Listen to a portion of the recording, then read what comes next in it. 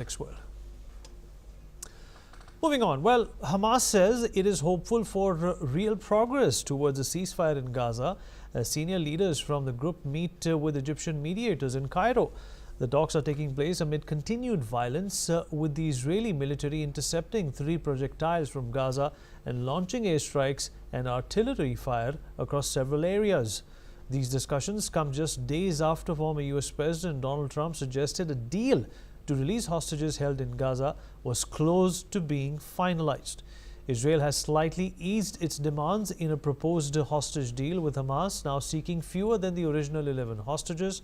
And under the new Egypt-brokered plan, 8 living hostages would be released during the first 2 weeks of a 45-day ceasefire.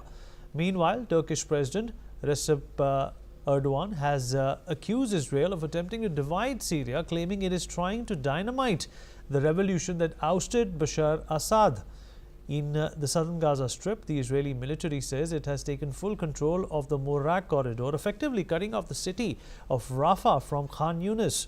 Rafah is now encircled, with the 36th Division securing the Morag Corridor and the Gaza Division operating along the Philadelphia Corridor near the Egypt-Gaza border. The head of the International Committee of the Red Cross has described the situation in Gaza as hell on earth as Israeli military operations continue. The UN Human Rights Office has expressed concern that Israel may be planning to permanently displace civilians in Gaza to create an expanded buffer zone. More than 1,500 people have been killed since Israel resumed its offensive on the 18th of March, with the head of the UN's relief agency describing Gaza as a post-apocalyptic killing zone.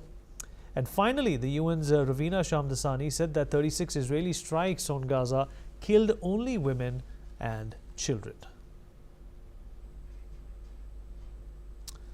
Mr. Ali M. Abushbak, independent Palestinian researcher, is joining us on the show. Ali, thank you so much for being here. Well, first of all, what do you make of this new ceasefire deal? There are fewer hostages that Israel is demanding be released at this point in time. Is that going to be the formula that's finally going to stop this madness and this killing and this war? Thank you for having me. The thing is, situation on the ground, particularly in Gaza, it's beyond the imagination. The atmosphere, the positive atmosphere about reaching out for new agreement or a new agreement between Hamas and Israel, or a new deal. I guess people are losing in Gaza, are losing the hope. And since Israel resumed the war in 18th of March, up to now, we heard a lot of news about uncirculated or roto news, about positive news about there is reaching for deal, especially that the American would go the envoy for Middle East, releasing a lot of statement that they are reaching for deal between Hamas and Israel.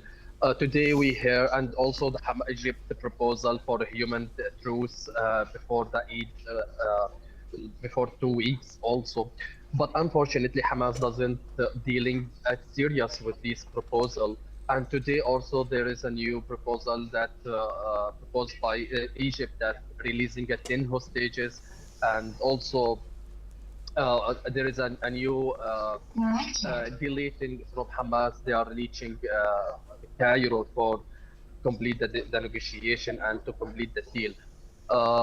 The news reported that despite this proposal or this deal, it's a positive, but there is Israel has a different perspective about it, as well as Hamas doesn't give a new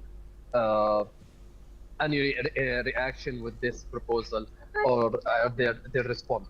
On the ground, Palestinians in Gaza, they are suffering from the starvation, and the bloodshed is still ongoing. The intense Israeli airstrike daily in Gaza. So Hamas has a no card to bid in or to believe in. So I guess Hamas obligated now and find themselves to obligate to accept any proposal that they will offer from any actor. So the thing is, situation is a bit unclear. Either Hamas going to accept it, especially Hamas today releasing a new statement that the only person who's delaying the process uh, of deal between Hamas and releasing the captive is that Benjamin Netanyahu, and we are coming back the mutual acceleration between Hamas and Israel. All right. Ali, appreciate you joining us and filling us in on these important and intricate details from on the ground. Well, that's all we have for now.